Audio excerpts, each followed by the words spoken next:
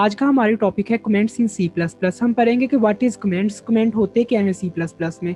Comments are the lines of source code ignore by the compiler while compilation.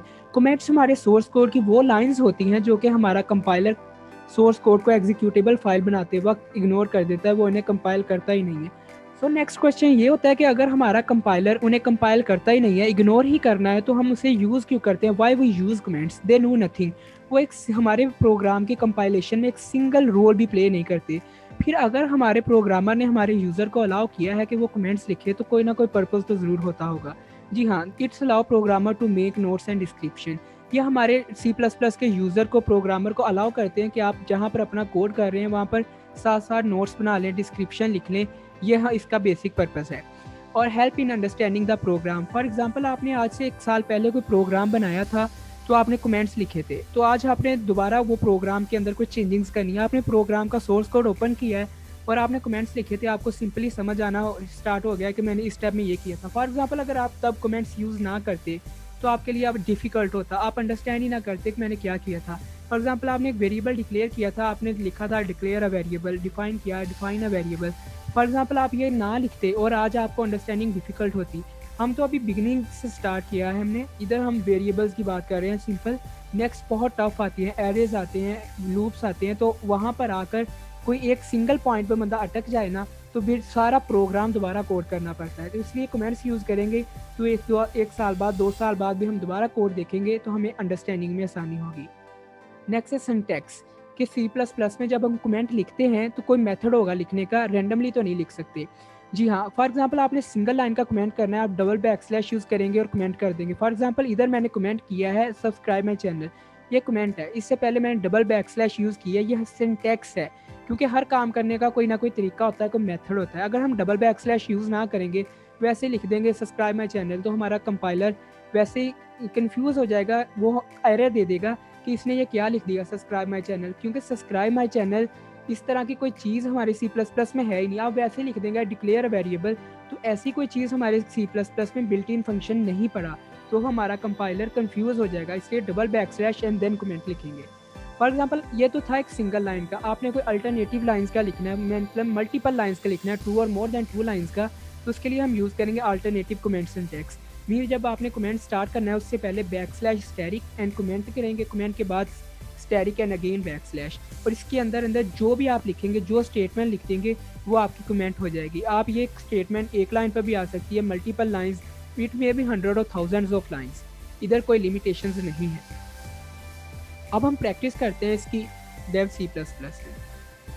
ये हमारा वो programme है जो कि हमने बेसिक प्रोग्राम कंस्ट्रक्शन के अंदर बनाया था। हेलो वर्ड हमने स्क्रीन के ऊपर प्रिंट करवाया था। हम इसे दोबारा एग्जीक्यूट करके देखते हैं।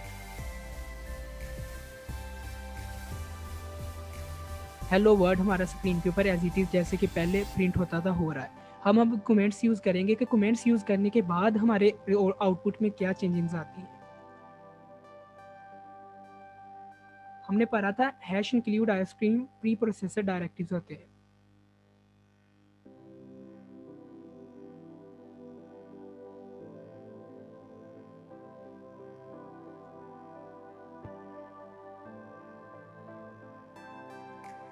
नेक्स्ट हमने पढ़ा था कि यूजिंग नेम स्पेस एसटीडी होता है यूजिंग डायरेक्टिव्स।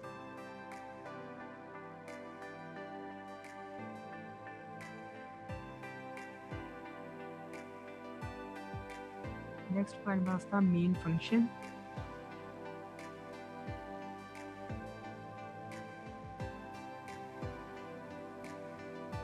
नेक्स्ट हम इधर मेन बॉडी के लिए multiple line comment syntax use करके देखते हैं कि उससे क्या चेंजिंग्स आती है। बैकस्लैश स्टैटिक एंड हम कमेंट करेंगे वी यूज़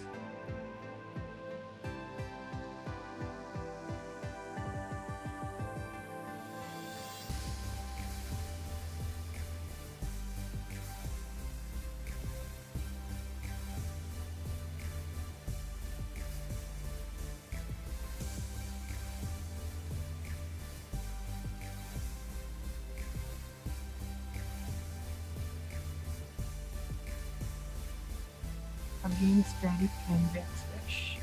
अब हम रन करके देखते हैं कि हमारे आउटपुट में क्या चेंजिंग्स आई हैं हमारा कमेंट्स लिखने से। देखिए hello word as it is जैसे पहले प्रिंट हो रहा था, अब भी वैसे ही प्रिंट हो रहा है। तो हमारे चेंजिंग्स क्या आई हैं? कुछ भी नहीं, बट हमारे सोर्स कोड में अंडरस्टैंडिंग ईज़ी हो गई है। अब आप लोग कई पिछली वीडियो जिसने देखी है, उसमें से काफ़ी लोग तो भूल चुके होंगे कि हैश इंक्लूड आईस्ट्रीम था क्या, प्री प्रोसेसर डायरेक्टिव्स थे। अब इधर साथ-साथ लिखा है, तो आपकी अंडरस्टैंडिंग, आप सोर्स कोड खोलेंगे तो आपको पूरा वो वीडियो, वो 15 मिनट्स की वीडियो आपको रिव्यू हो जाएगी, सारी दोबारा याद आ जाएगी। ये तो सिंपल था, बट अगर हम आप खुद कोड करेंगे इंशाल्लाह नेक्स्ट, तो वो बहुत बड़े होते हैं। फॉर एग्जाम्पल सिंपल सा प्रोग्राम भी है ना, तो 100 लाइन्स को अप्रोच कर जाता है, और 100 लाइन्स को याद रखना डिफ़िकल्ट है, क्योंकि बंदे ने कहीं पे क्या स्टेप यूज़ किया होता है, क्योंकि हर स्टेप में कोई ना कोई ट्रिक होती है। तो और वो ट्रिक को याद रखने के लिए हम कमेंट लिख देते हैं, ताकि हम जब दोबारा उस सोर्स कोड को ओपन करें तो हमारी अंडरस्टैंडिंग ईज़ी हो। इस वीडियो को एंड करने से पहले मेरे पास आपके लिए एक क्वेश्चन है कमेंट्स के बारे में, और यूजुअली कमेंट्स के बारे में क्वेश्चन किया भी यही जाता है कि क्या कमेंट्स लिखने से हमारे फाइल के साइज़ पे कोई डिफरेंस आता है, कोई चेंजेस आती हैं, कोई इंक्रीमेंट होता है? तो आंसर ये, सबसे पहले तो हमें ये समझना होगा कि फ़ाइल क्या होती है। हमारे पास दो तरह की फ़ाइल्स होती हैं, एक सोर्स कोड की फ़ाइल और एक एग्जीक्यूटेबल फ़ाइल। सोर्स कोड की फ़ाइल तो वो होती है जो हमने ह्यूमन लाइक लैंग्वेज में लिख दी, और एग्जीक्यूटेबल फ़ाइल वो होती है जो कि हमारा कंपाइलर कंपाइल करने के बाद बनाता है।